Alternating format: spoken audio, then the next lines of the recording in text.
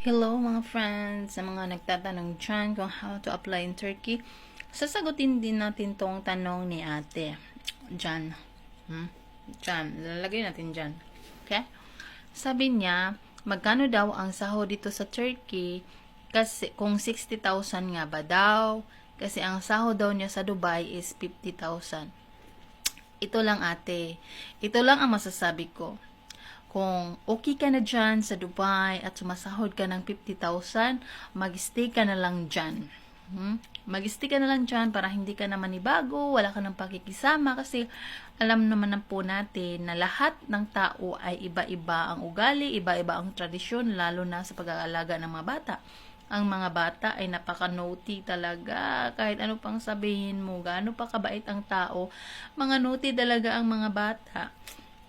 Swerte ka na kung ang alaga mo ay sumusunod sa iyo at natatakot sa magulang at hindi gumagawa ng kung ano-ano.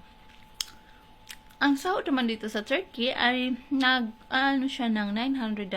So, siguro mga 50,000 din. So, kung wala namang pinagbago, kung trabaho naman talaga ang gusto natin, mag-stay ka na lang po dyan sa Dubai. Huwag ka na lang po pumunta dito sa Turkey. Or kung gusto mo pumunta, mag-tourist ka na lang po. Okay? Kung sahod ang pag-uusapan, hindi po magkakalayo ang Turkey at ang Dubai. At kung gusto mo naman ang lugar, nasa sa inyo na lang din po yan. Choices nyo po yan. Kasi ngayon is parang nasa amo na lang po yung offer kung magkano ang i-offer. Pero ang basic po talaga dito is 900 na sa ngayon.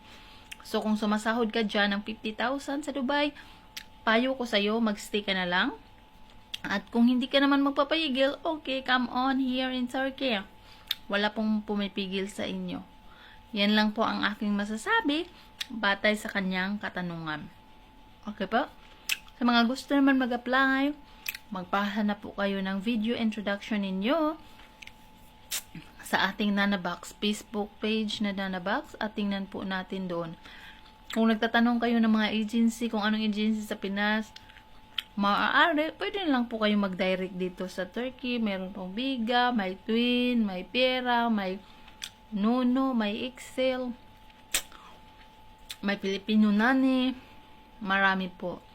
Ay kung gusto niyo naman po na magpasa sa akin, wala din pong problema, titingnan natin, i-correct natin. At wag po kayong magmamadali, wag po tayong makulit. Kung hindi po natin kayo marireplyan agad-agad, lalo na ngayon kasi wala pang pasok, so busy din ako nakaharap sa aking mga alaga. So yan lamang po. Sana ay nasagot ko ng tama ang tanong ni ate. Okay? Maraming salamat. Sana keep on supporting in our video.